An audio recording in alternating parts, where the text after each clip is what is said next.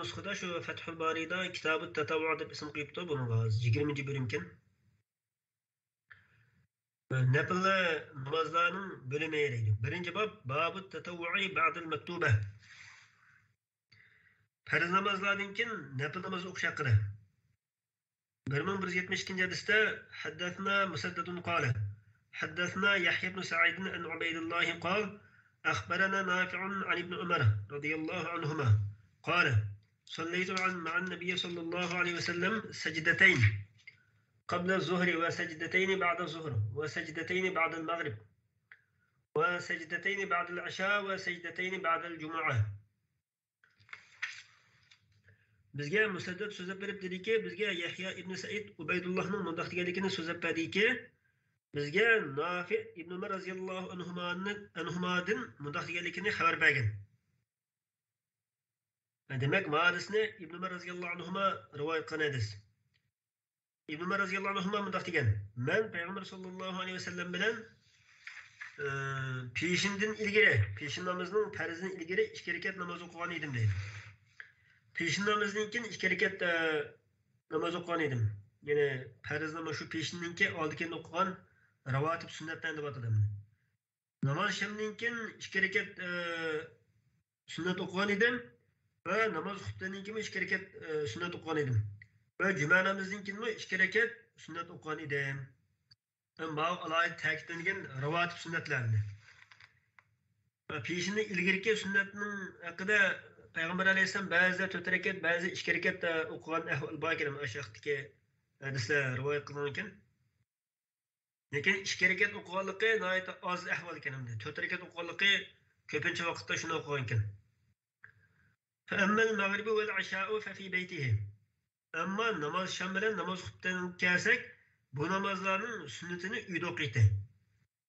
Nima sham bilan xutbani uyda o'qiyotganda farzmi uyda o'qiydi degandek emas, ya'ni sunnat qarta deyilayotgan gap.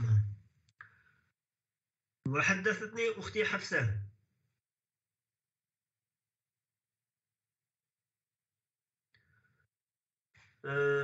Mana hemşirem Hafsa radhiyallohu anha bunday so'zlab bergan. Payg'ambar sollallohu alayhi vasallam Tam atqandan keyin yengil 2 rakat namoz o'qiydi.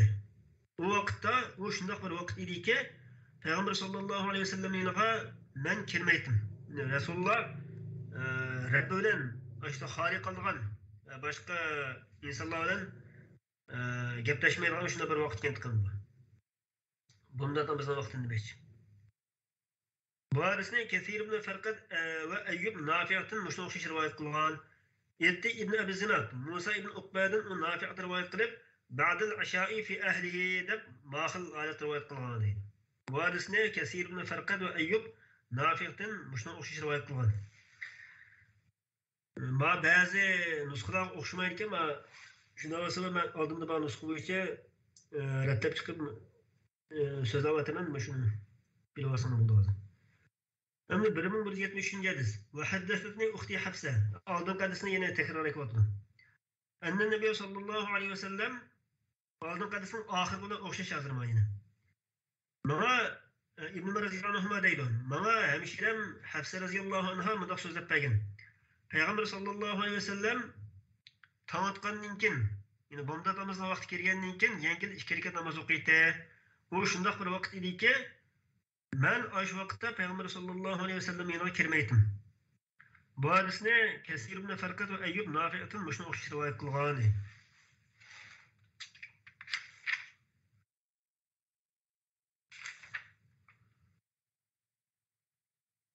Nafi'atın bu hadisini rivayet kılgıcı Nafi'atın yukarıki hadisini Ubaydullah rivayet kılganıydı.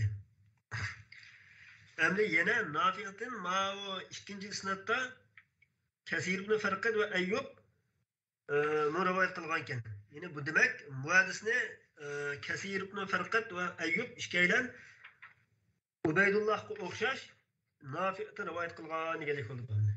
Ubayd tabi'ahu ki hu almash ilgirki hadisga Ubaydullah qaytadi.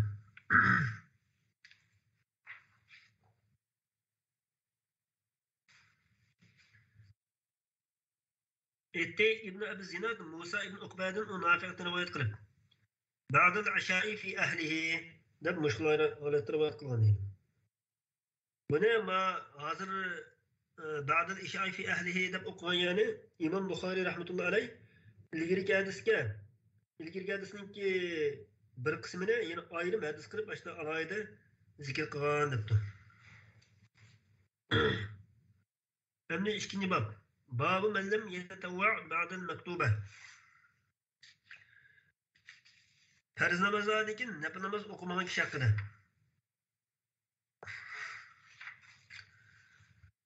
حدثنا علي بن عبد الله قال حدثنا سفيان عن عمرو قال سمعت أبا الشعثاء جابرا قال سمعت ابن عباس رضي الله عنهما قال صليت مع رسول الله صلى الله عليه وسلم 8 جميعا و7 جميعا. Bizga Ali ibn Abdullah so'zlab berib dediki, bizga Sufyan Amirdan mundaq deganligini so'zlab berdiki, men Abu Sha'sa Jabirning mundaq deganligini anladim. Ma qalani payli Jabir oldim. Jabir deydi, men Ibn Abbas radhiyallohu anhuning mundaq deganligini anlagan edim. Men Rasululloh sallallohu alayhi vasallam bilan 8 namozni bir jami qilib va 7 namozni bir jami qilib o'qigan edim. 8 rakat namozini peşin bilan asrni bir jami qilib o'qigan, 7 rakatligini namoz sham bilan namoz xutbani bir jami qilib o'qigan. Deb kelib degandan keyin qultu dedim men ya Abu Sha'fa, yine Amir debdi. Amir bu hadisni anlagan shayxi Abu Sha'saga Jabirga so'rab mundaq dedim deydi. Men o'ylayman u Rasulullahni peshinni kechiktirib asrga oldirdi va xutbanga oldirib namoz shamni kechiktirdi. Ya'ni mushkil shaklda o'qibdi deb o'yladim desam, Abu Sha'sa dediki, men boshqa o'ylayman degan edi. Yine Sahih Buxoriyninki 543 hadisda mush hadisninki bir varianti o'tgan. Yine Peygamber Aleyhisselam Medine Münevver'de namoz sham bilan xutbani bir jami qilib, peshin bilan asrni bir jami qilib o'qigan edi. De bir rivoyat qilgandan keyin Ayyub degan raviy deydi ekan, Rasululloh shu chaqda yomg'irliq bak yomg'ir yig'ib ketgan kun o'g'ashqa, yomg'irlik kecha o'g'ashqa ashla o'qigan o'xshaydi desa, Ayyubga bu hadisni so'zlab bergan raviy shundoq bo'lishi mumkin degan ekan. Demak, mana bu ahvol shu yomg'ir yoqqan yo'llar bek patqa qolib ketgan kunda Payg'ambar alayhisalom namozni mushtaq holatda o'qigan ekan. Ya'ni peshinni oxirgi vaqtda kechiktirib, eng oxirgi vaqtda o'qib, peshinni vaqti chiqib ketgandan keyin asrni vaqti keldi ekan, asrning avvalgi vaqtida shu asrni o'qigan. Ben namoz shamni shu eng oxirgi vaqtda o'qib, namoz shamni o'qib bo'lgandan keyin xutbaning vaqti keldi, endi xutbani avvalgi vaqtida o'qidi. Avvalgi vaqtida o'qidi. Demakchi.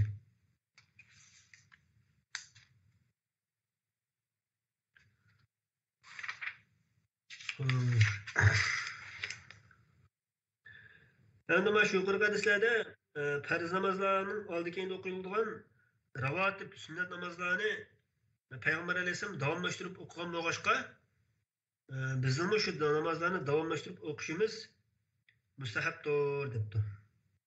Bu jumhur olimlarning so'zi ekan. Mustahab bo'ladi.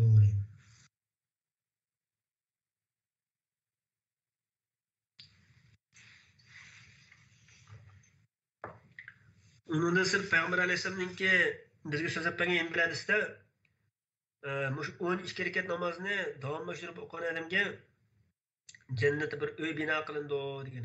12 rakat namozdan mush farz namozlarniki oldi keyinda o'qiladigan sunnat namozlar ko'z tutilgan ekan shunday. Demak bu davomlashtirib o'qisak savobi nihoyatda katta amallar.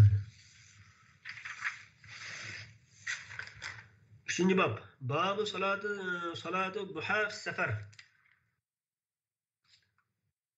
Seferde çaşkıh namazı okuş hakkında. حدثنا مسدد قال حدثني يحيى عن شعبة عن توبة عن مورق قال قلت لابن عمر رضي الله عنهما تصلي الضحى قال لا قلت فعمر قال لا قلت فأبو بكر قال لا قلت فالنبي صلى الله عليه وسلم قال لا إخاله. Bizga Musaddad so'zlab berib dediki, bizga Yahya Shu'badan va Tavbadan va Muvarriqdan mundoq deganligini so'zlab bergan. Muvarriq degan tabiin İbn Umar roziyallohu anhuga so'rab mundoq dedim deydi. Sizlar o'zlari chashka namozni o'qamlar desa, yo'q debdi. Shu Umar roziyallohu anhu o'qiganmidi desam, yo'q dedi. Shu Abu Bakr roziyallohu anhu o'qiganmidi desam, yo'q dedi. Shuning bilan Peygamber sallallahu aleyhi ve sellem o'qiganmidi desam, la ihaluhu dedi. Yani men o'qidi deb o'ylamayman demoqchi ekan. La azunnuhu. Yani o'qidimi, o'qimadimi jazm qilolmay. İşte gap qildim. Yani Peygamber aleyhisselam o'qidi deb o'ylamayman demoqchi ekan. Bu yerda İbn Umar roziyallohu anhu Peygamber sallallahu aleyhi ve sellemninki shu chashkah namozni o'qimadi debmi jazm qilolmagan deydi. O'qidi deb jazm qilolmagan, o'qimadi deb jazm qilolmagan. Bu İbn Umar roziyallohu anhu Peygamber aleyhisselamninki shu chashkah namozni o'qiganligini ko'rmagan bo'lishi mumkin. Ko'rmagandikan shu o'zining bilgini qarta mushda degan gap yani. Balkim İbn Umar roziyallohu anhu'ninki Rasulullah'ni la ihaluhu deb men işte unda oynamayman deganidan Peygamber aleyhisselam bu namazı davomlashtirib o'qimagan deganni maqsad qilgan bo'lishi mumkin deb turmaydi. İşte bir ikki xil ehtimollik bor ekan bu gapda. Chunki Peygamber aleyhisselam Ayşe roziyallohu anha rivoyat qilgan bir hadisda shuna deyilgan. Rasululloh bir amalni qilishni yaxshi ko'radi, lekin ümmetiga farz qilinib qilishdan qo'rqib, uni davomlashtirib qilmaydi degan mazmunda bir hadis o'tgan. Shundan boshqa İbn Umar roziyallohu anhu Peygamber aleyhisselam bu namozni davomlashtirib o'qimagan deganni maqsad qilgan bo'lishi mumkin ekan yani. Ma aslan hadisda Peygamber aleyhisselamning o namozni chashka namozni o'qiganligi haqida hadisda chiqilgan.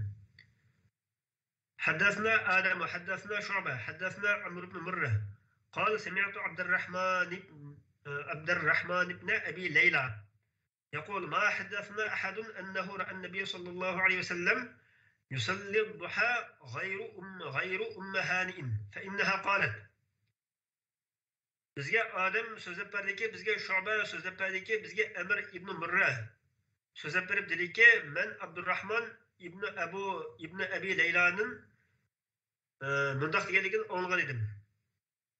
Bizga hech bir kishi Payg'ambar sollallohu alayhi vasallamning chashkah namoz o'qiganligini so'zlab bermadi. Ummu Hani radhiyallohu anhadan boshqa dedi. Yani Ummu Hani radhiyallohu anhadan boshqa hech bir kishi bizga Peygamber aleyhisselamning chashkah namoz o'qiganligini so'zlab bermagan. U Ummu Hani radhiyallohu anha bundoq degan.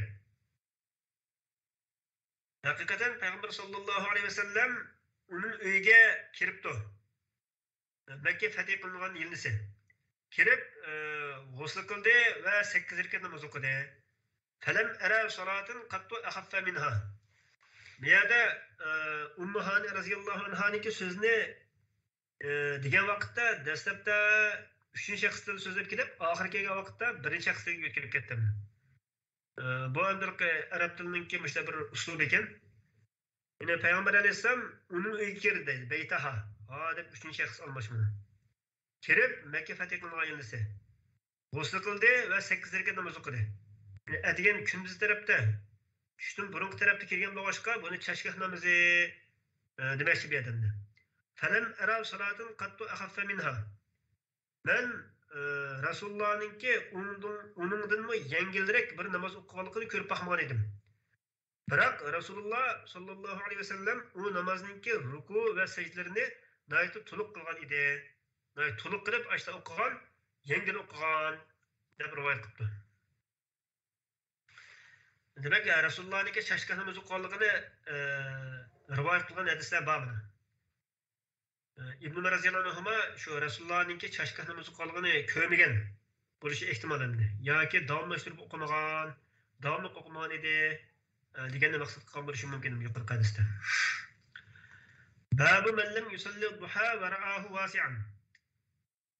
Bu babda chashkah namozni o'qimagan, lekin o'qisa, o'qimasimi bo'ladi deb bu vaqtda yo'l kengri deb qaragan kishi haqida deydi. Bizga odam so'zlab berib dediki, bizga Ibn Abi Zib Zuhriydan Urvadan Oysha radhiyallohu anhadan mundaq deganligini so'zlab bergan.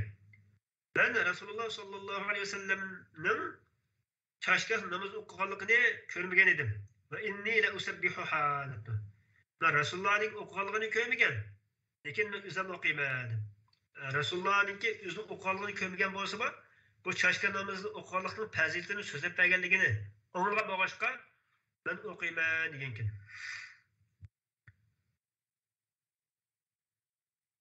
Şu Peygamber Aleyhisselam Ayşe Hanım'ın yanında şaşkınımızı okumagan ekanda.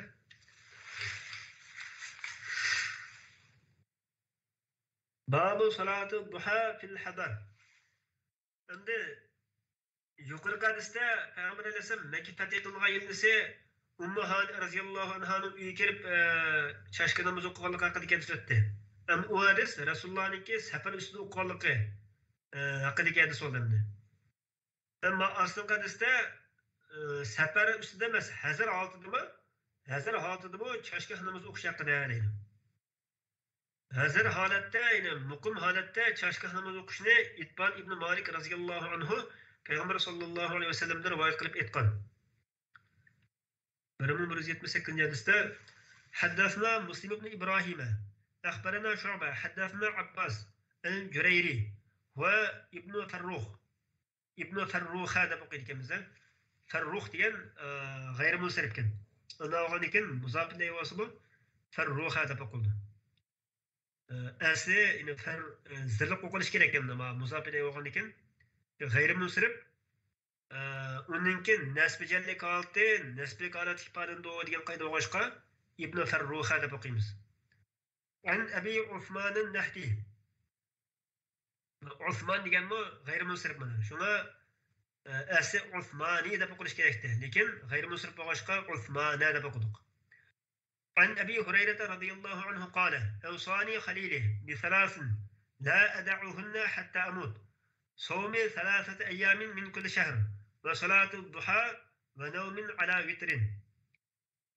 Abu Hurayra radhiyallohu anhu rivoyat qilib nima degan? Mana khalilim, do'stim 3 ishni qilishga, 3 ishni davomlashtirib qilishga vasiyat qilgan edi. Payg'ambar sollallohu alayhi vasallam mana 3 ishni qilishga vasiyat qilgan edi demoqchi. Men tag o'lib ketgan qadar bu 3 ishni tashlamayman. Bu 3 ishning birinchisi har oyda 3 kun ro'za tutish. Ikkinchisi chashgah namoz o'qish. Uchinchisi vitr o'qib, undan keyin uxlash. degan.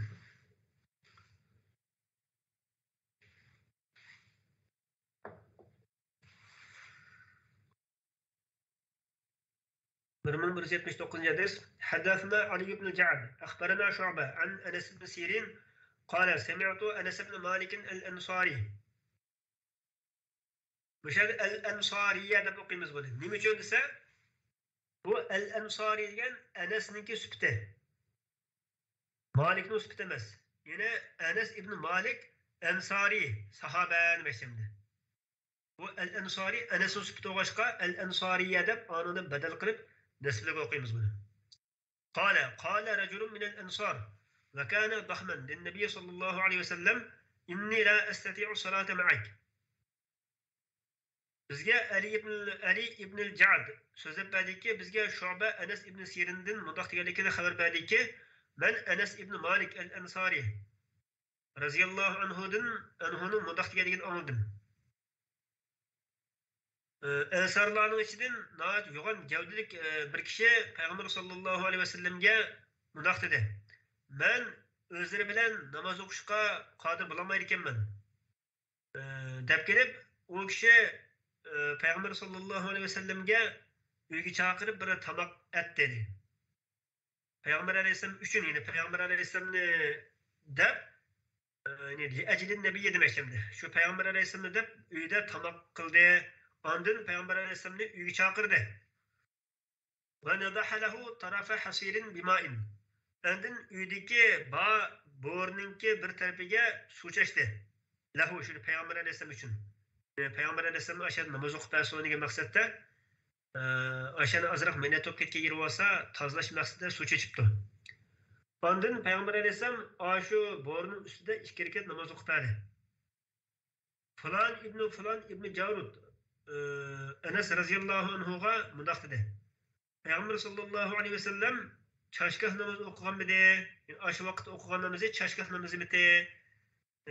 Deb sorsa yetti Enes radıyallahu anhu ma ra'aytuhu salla gayra zalikel yevm. Ben aşı günden başka vakitte Resulullah'ınki çarşgah namazı okuganını görmegen edim. Degenkin. Demek Peygamber şu hazır okup etken hadislerden Peygamber Aleyhisselam'ınki çarşgah namazını davamlaştırıp okumaganlığı çıkıdan degan. Yuqori deganimizdek shu Peygamber Aleyhisselam ümmetiga eg'ir kelib qolmasin yoki farz bo'lib qolmasin degan maqsadda yoki payg'ambarimiz qilgan ekan deb ular davomlashtirib qilgan işte bir ravatib sunnat tariqasidagi bir namoz o'qib qolmasin degan maqsadda shu davomlashtirib o'qimagan ekanman. Lekin o'qisak savobi jiq amalan.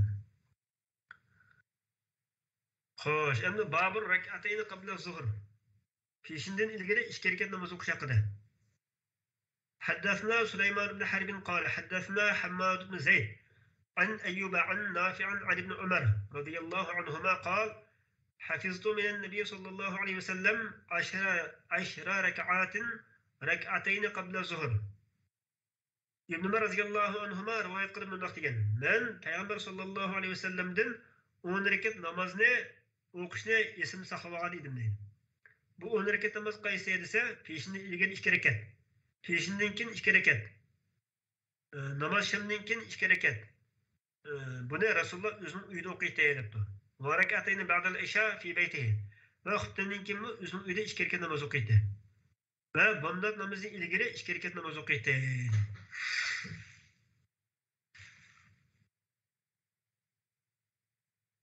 Endi ma namaz şam bilan namaz xuttanni sünnetini uyda okuyduğaligini rivayet qilib kelib, bomdod namozininki sunnatini uyda o'qiydi deb qayd qilmoqda. Buningdan balki Payg'ambar alayhisalom bu bomdodning sunnatini ba'zida uyda o'qigan, ba'zida masjidda o'qigan ahvollar bo'lishi mumkin endi. Onun qarta İbn Umar roziyallohu anhu shu Payg'ambar alayhisalomninki bu bomdodning sunnatini masjidda o'qiganligini ko'rgan bo'lsa, shuni uyda o'qiydi fi baytihi deb ma'nomozlar qarta unda qayd qilmagan gapda bu yerda. وكانت ساعة لا يدخل على النبي صلى الله عليه وسلم فيها. Aşı bandadamızın sünnetini okuduğu vakit, aşı vakit olsa, aşı vakitte Peygamber sallallahu aleyhi ve sellem'in yanına hiçbir kişi kirgizilmeydi dedi. Rabbim'in harikada vakit değilmiş gibi.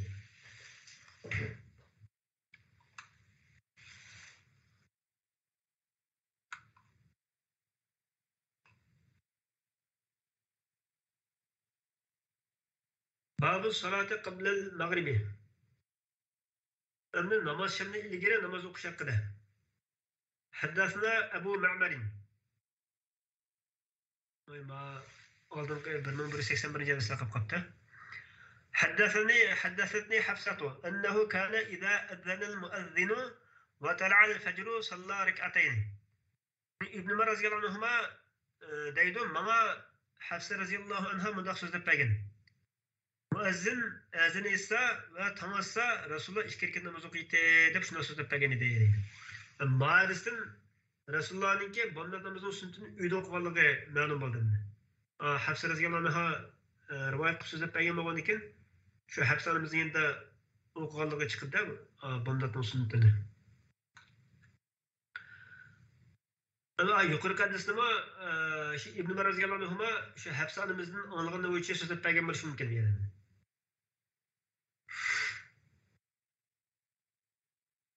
حدثنا مسدد قال حدثنا يحيى عن شعبة عن إبراهيم بن محمد بن المنتشر عن أبيه عن عائشة رضي الله عنها أن النبي صلى الله عليه وسلم كان لا يدع 4 قبل الظهر. يقرأ hadisda İbn Umar roziyallohu anhu Peygamber aleyhisselam'ninki peşini ilgiri 2 rekat namoz o'qiydiganligini men esim saqlagan edim deb rivoyat qildi. Hadisda Ayşe roziyallohu anha Peygamber aleyhisselam peşini ilgiri 4 rekat namozini terk etmeydi, herkes taşınmagan edi. Ve bundan ilgili 2 rekat namazını terk etmegen edi deb rivoyat qildi. Bu hadisni İbn Abi Adi ve Amr Şu'badan Muşuna o'xshash rivoyat qilgan deydi. Yahyoga o'xshash rivoyat qilgan demoqchi. Endi namoz shamdan ilgari namoz o'qish haqida. 1183 hadis. حدثنا أبو معمر حدثنا عبد الوارث عن الحسين عن عبد الله بن بريدة قال حدثني عبد الله المزني عن النبي صلى الله عليه وسلم قال صلوا قبل صلاة المغرب. عبد الله المزني رضي الله عنه Peygamber sallallahu aleyhi ve sellem'den mundaq deganlikni so'zlab bergandi. Peygamber aleyhisselam namoz shamdan ilgari namoz o'qinglar deb kelib, 3-qatımda xohlagan kishi uchun degan edi. Liman sha'a degan edi. Yani kishilarninki ash namozni sunnat qilib ishdan qo'rqqanligi uchun. Demak bu namoz shamdan ilgari sunnat, ravotib sunnat emas degan mazmun chiqdi bu hadisdan. حدثنا عبد الله ابن يزيد هو المقرئ قال حدثنا سعيد بن أبي أيوب قال حدثني يزيد بن أبي حبيب قال سمعت مرثد بن عبد الله اليزني قال أتيت عقبة بن عامر الجهنية فقلت ألا أعجبك من أبي تميم يركع ركعتين قبل صلاة المغرب فقال عقبة إنا كنا نفعله على عهد رسول الله صلى الله عليه وسلم. Bizga Abdullah ibn Yazid al-Muqri so'zlab berib dediki, bizga Sa'id ibn Abi Ayyub so'zlab berib dediki, menga Yazid ibn Abi Habib so'zlab berib dediki, ben Marsad ibn Abdullah al-Yazanining mundaq deganligini anglagan edim. Biz Uqba ibn Amir al-Juhani uning yeniga keldim. Yani ataytu, men keldim demakchi. Dedimki, men o'zlarini Abu Tamimdan Abu Tamimninki qilgan bir ahvolni ajablantirmaymi? Shuni so'zlab berib, sizni ajablantirmaymi? U namoz shamdan ilgari 2 rakat namoz o'qiydi ekan desam, Uqba raziyallohu anhu dediki, bizmi Rasululloh sallallohu alayhi vasallamning davrida ashta qilatdik dedi. Shundan men fama yamnu'ukal ana. Unda bo'lsa hozir sizni nima cheklab qo'ydi? Hozir nima ish o'qimaylar desam, shug'ul dedi. Yine ishning oldirashlikdan mashg'ulot shu cheklab qo'yatdi dedi. Demak bu namoz shamdan oldingi sunnat ravotib sunnatlarning qatoridan emas demakchi. Babu salatin navafili cemaatan. Nafil namozlarni jamoat bo'lib o'qish haqida. Bu ahvolni Anas va Oysha radhiyallohu anhuma ikkalan Payg'ambar sallallohu alayhi vasallamdan zikr qilgan. Nafil namozlarni jamoat bo'lib o'qisa bo'lganligini mushu ikki sahaba rivoyat qilgan demakchi. 1185 hadis. حدثني إسحاق حدثنا يعقوب بن إبراهيم حدثنا أبي عن ابن شهاب قال أخبرني محمود بن الربيع الأنصاري أنه أقل رسول الله صلى الله عليه وسلم وأقل مجة مجها في وجهه.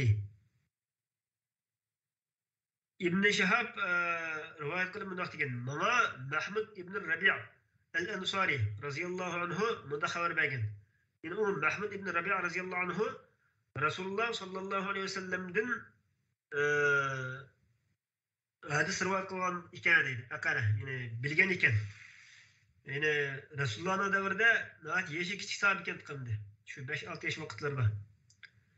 Ya'ni aqala degan ekan shu Rasulullohning davrida aqlushi bilgan ekan to'q demoqchi berdi. Aqali farqatgidek bo'lgan ekan to'q demoqchi shu yeshini. Bu aqala majjatan majjaha.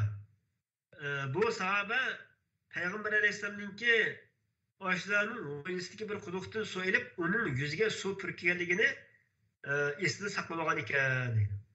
Demak, shu Kitabul Ilmni o'qigandik, shu vaqtda 5 yoshda ekan to'q deb o'qigan buni. Shu Peygamber Aleyhisselam yuziga suv chashgan vaqtda 5 yoshda ekan to'q deb o'qigandik.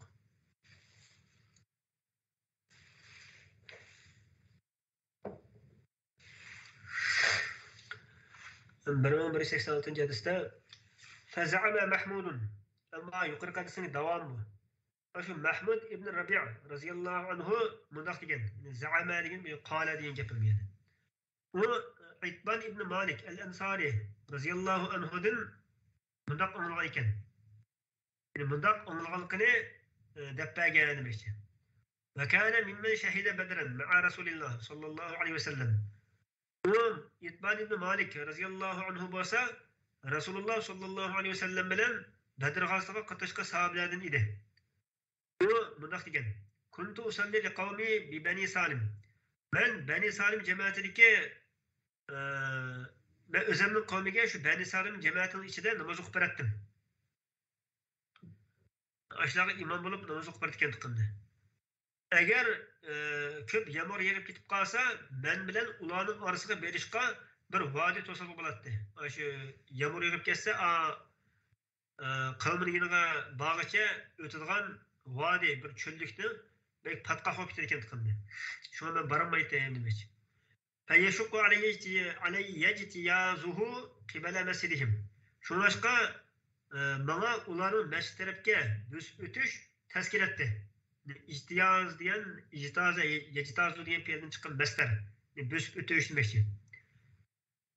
Şimdi ehval şunda bu başka, ben Resulullah sallallahu aleyhi ve sellem'in yanına kilip, mıdak dedim. İnni enkertu besari. Menen közümün körüş kuvveti acizlap gitti. Yani ben közümünü inkar kılman degine, közümünki körüş kuvveti acizlap gitti demekçi. Ben bilen kavmininki yanına bardıgan kavminin yanıga, kavminin mescidiga bağışıp ötülgen vadi bolsa, yağmur köp yaqqan vaqtda su yaqib patqa qo'yib ketadi demekçi, yasiru. Şuna bana aşı vadiden ötüş teskil diken, şunaşqa özlerininki kilip, benim öyümde ma'lum bir joyda namoz o'qib berishlerini arzu qilib qoldim. Ettehiduhu musalla. Endin aşu joyni men namoz o'qiydigan bir namozgoh qilib olgan bo'lsam bo'ptikan. Desem Rasululloh sallallohu alayhi vasallam buni men shunday qilaman dedi. Shuningkin faqada alayya, ya'ni ayatsa deganda bo'lgan gapganda Rasululloh sallallohu alayhi vasallam va Abu Bakr radhiyallohu anhu hali kun chiqib yurib tushgan chog'da benim yanımga keldi. Yani uyumga keldi deydi. Festa'dana Resulullah. Uyumga kelib Resulullah sallallahu aleyhi ve sellem izin talep kıldı. İzin so'radi. Bu yerda Peygamber aleyhissalom axloq sifati o'g'ashqa shu sahobaning uyiga borgandan keyin bu ma'lum bir o'rinda tanlab o'z namoz o'qib qo'ysa bo'laverdi. Lekin boshqalarning ko'nglini xushal qilsa bir yaxshi amal bo'lganligi uchun u taraf maqsad qilgan bo'lishi mumkin. Yine bizge bir ahlak öğütüş. Başkalarının öğütürgen vakitte başkalarının üyde halanç hareket kılmalar diyen bir ahlakını bizge öğütüş bir maksat var bir yerde. Resulullah benden izin talep kıl dedi. Ben Resulullah'a izin kıldım, izin verdim, ruhsat verdim. Şununla Resulullah oturmaylakin, üyde oturmaylakin, İtban radıyallahu anh'ın uyda. Dedi ki, senin uyunda qaysi, nerede namaz o'qib berishimni yaxshi ko'rsan degan edi. Men ashu Rasulullahninki men ashu namoz o'qishimni yaxshi ko'rgan joyga ishorat qildim. Ishorat qilsam Rasululloh sallallohu alayhi vasallam oshiyaga berib to'di. Takabbara, ondan takbir etdi. Biz Rasulullahninki orqasida saf tuzib turdik. Fasalla rak'atayn. Şunun bilan Rasulullah aşı joyda ikki rekat namoz o'qib berdi. Ondan Rasulullah salom bergan edi. Rasulullah salom bergan vaqtda biz mi salom berdik. Fahabastuhu ala khazirin yusna'u lahu. Aşı namoz o'qib bo'lgandan keyin men shu Rasulullahni deb qilgan bir tamoqqa, xazir degan tamoqqa tutib qoldim. Fasami'a ahlud dar. Rasulullahni shu tamoq tutib qolgan edim, shu Resulullah bilan shu tamoq yeb o'tgan jarayonda emasda. Şu tamoq oldiga kelib bo'lgan oraliqda shu atrofdagi kishilarning hammasi Rasulullahninki sallallohu alayhi vasallamning mening uyimda borlig'ini anglabdi. Anglab fataba rijalun minhum. Ularning ichidan birmuncha erkaklar, erkishlar keldi. Taba degan ata demoqchi bedim. Hattoki uyning ichida erkishlar ko'p bo'lib ketdi. Onun için Aşu öğe hazır boğan mehmanların içinden bir kişi dedi ki ma feale Malik. Malik degen kişi nemiş kılıp atıdı o. Onu men körmüdüm, uzun boylu körmüdüm o dep gap kıptımdı. Yani bu yukarı ilgili bir hadis okuduk. Malik İbn Duhşun degen sahabe vardı. Fekale reculun minhum. Ulanın içinden bir kişi dedi ki zâki münafıkun la yuhibbullah ve Resuleh. O kişi olsa Allah'ın Resulüne yaş görmeyen bir münafık. Diyen idi Resulullah sallallahu aleyhi ve sellem la tekul zâk elâ turahu kâle la ilahe illallah. Yebtagi bidâlike vecihallah. Sen herkes onun gapini kılmagan. Sen onunki Allah Teala'nın razılığını közlegen halatda la ilahe illallah degenligini körmedin mi? Degende aş gapini kılgan sahabe Allah'ın peygamber obdan bilgiçi doğru dedi. أما نحن فوالله لا نرى وده ولا حديثه إلا إلى المنافقين. Aş sahabe Allah'ın Resulü obdan bir kişi doğru dep kelip ama biz bolsak Allah'ın namına qasam ki onunki fakat şu münafıklarını yaş görüp ve ulardan gaplaşıp yürgenliginden kördük. Diyen idi yetti Resulullah sallallahu aleyhi ve sellem. فَاِنَّ اللّٰهَ قَدْ حَرَّمَ عَلَى النَّارِ men kâle la ilahe illallah. Hakikaten Allah Teala dozakka Allah'ın razılığını közlegen halatda bir Allah'tan başka ilah yok dep etkin kişini haram kılıp etti. Dedi. Şunu bilen gap üzülür yani. Resulullah Ağala bu münafıklardan alışıp yürüyen adam dep başlar degenden ken Resulullah o la ilahe illallah dep şu Allah'ın razılığını közlep degen bolgan eken onun karta sizler başkaça gumanda bolsanız bolmaydı dep aş sahabelerge ögetdi. Şundaqla tagi kıyamet qayım bolguncha bu bir hüküm boldu. Biz musulmonlar ögetken bir hüküm. Şu la ilahe illallah Muhammed Resulullah degen adamni aldırıp onun karta yaman gumaqsa bolmaydı eken. Qala Mahmud ibn Rabi' تحدثتها قوما فيهم أبو أيوب صاحب رسول الله صلى الله عليه وسلم في غزوته التي توفي فيها. Etti Mahmud ibn Rabi'. Şu yukarı hadisini rivayet kılgan Mahmud degen sahabe ben bu hadisini yani kimki vaqt demek ha. Bu hadisini bir kavmga sözlep berdim. O kavmning içinde bir muncha cemaatlarga sözlep berdim demekçi. O cemaatlarning içinde Resulullah sallallahu aleyhi ve sellemninki sahibi, hemrahi bolgan Ebu Eyyub raziyallahu anhu baydı deydi. Fi gazvetihi allati tuwfiya fiha. Aş Ebu Eyyub degen sahabe vafat olup ketken gazat bolup atkan jarayonda ben bu hadisini aşağı sözlep berdim demekçi. Aşı bir gazat bolup atkan çağda sözlep beripti. Aşı gazatning içinde Ebu Eyyub degen sahabe baydı deydi. Bu Ebu Eyyub degen sahabe bu şu Kustantiniye de vafat olup ketken sahabe eken şu İstanbul'da. Müşahede vafat olup ketken. Ve Yazid ibn Muaviye ve aşı cemaatin içinde Yazid ibn Muaviye mi baydı? Bu Yazid degen sahabe olsa yine Yazid ibn Muaviye yine Ebu Sufyan'ın oğlu Muaviye onun oğlu Yazid demek bir adam. Yazid ibn Muaviye ibn Abi Sufyan. Rum zamanında aşı cemaatke emir olup durvatkan idi. Emir olup. فَاَنْكَرَهَا عَلَيَّ Ebu Eyyub. Bu hadisini ben Ebu Eyyub sözlep bersem Ebu Eyyub bana inkar kıldı. Dedi ki vallahi ma azunnu. Allah bilen qasam ki men Resulullah sallallahu aleyhi ve sellemne sen degende o gapni qiladi deb herkes unda oylamayman. Şuna depti. Yani bu la ilahe illallah deslemla dozaq kirmay qilgan ish bormi deb buni Resulullah'ın anglamagan bo'lg'achqa belki şu vaqtdagi hukmni Resulullah'ın anglamagan bo'lishi mumkin edi. Anglamagan bo'lg'achqa buni inkor qilibdi bu yerda. Resulullah'ni men unda deb o'ylamayman debdi oxirida. Fakabura zalika alayya. Mahmud degan sahabe deydi. Bu Ebu Eyyub bu gapni qilgandan keyin bu menga eg'ir keldi. Faja'altu lillahi alayya. Shuning bilan men Allah uchun Allah roziligi uchun o'zimga shuni va'da qildimki in sallamani agar Alloh taolo meni salomat qilib qolsa mushu g'azotdan qaytgan qadar aqfoladigan arja'a demakchimdi. Mushu navbatdagi biz qilayotgan g'azotdan qaytgan qadar men Allah meni salomat qilib qolsa Men aş hadis haqida İtban ibn Malik radhiyallahu anhu'dan sorayman deb o'zimga va'da qildim. In vajadtuhu hayyan fi masjid qawmihi. Agar aş İtban degan sahabini o'zining namoz o'qigan qavmining masjidida hayot holatda uchratib qolsam, undan so'rab boqaman deb o'zimga va'da qildim. Faqafaltu. Shuni bilan men bu g'azotdan qaytdim. Uningkin hajga yoki umra qilishga tarbiyat oldim. Ondan ma'lum hattoki Madina Munawvara keldim. Ataytu Bani Salim. Madina Munawvara kelgandan keyin Bani Salim jamoatining yana keldim. O joyda İtbaniye sahabe Şeyhun A'ma, ko'zi ko'rmas o'qigan bir shayx ekan. Shu vaqtda, keyingi davr vaqtda shu ko'zi ko'rmas o'qigan ekan bu sahabeniki. Qerib ketibdi demoqchiman, shayxni o'g'liki, shayx.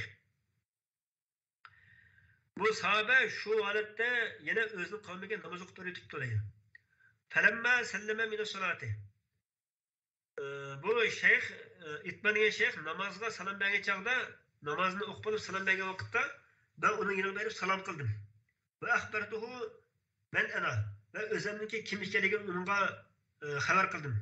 Uni aytdim. Ondan shu yuqorqi hadis haqida so'rgan edim. Tahaddathanihi kama haddathanihi awwal marra. Shu tunji qatim men so'zlab bergan o'xshash, keyin shu hadisni menga aynan so'zlab berdi degan. Demak bu hadis sahih hadis bo'ldi. O'shqa bu muhim bir hukm endi. Aqida sohasidagi muhim hukm. Şu la ilahe illallah Muhammed Resulullah deb vafot etib ketgan kishi bo'lsa, hayotida qilib qo'ygan gunoh kabirlar bo'lib qolsa-mu, shu gunoh kabirlari qarta do'zaxda kuyib poklangandan keyin amini jannatga chiqadi ekan. Do'zaxda hargiz menga yoqolmaydi demoqchim. Kofirlarga o'lib ketgan insonga o'xshash muomala qilinmaydi. Kofirlarga o'lib ketgan inson bo'lsa, endi u do'zaxda menga qilganlarning qatoridan. Şu la ilahe illallah Muhammed Resulullah deb vafot etib ketganlar kishi bo'lsa, u qiyomat kunisi ya shafaat orqali faqat do'zax kirmaylam, lekin jannatga kirib ketishi mumkin ekan, yoki do'zax kirgan taqdirdami, shu gunohga kuyib poklangandan keyin amali jannatga chiqar ekan. Mana bu ahli sunna va jamoaning aqidasi. Alloh taolamizga manfaatli ilm ato qilsin va o'rgangan ilmimizni özümüzü paylaşmamızga ve başkalarına menfaat yetkazishimizga nasib qilsin Alloh taologa. Bugungi darsimiz bu yergacha. Va oxir da'vana alhamdulillahi robbil alamin.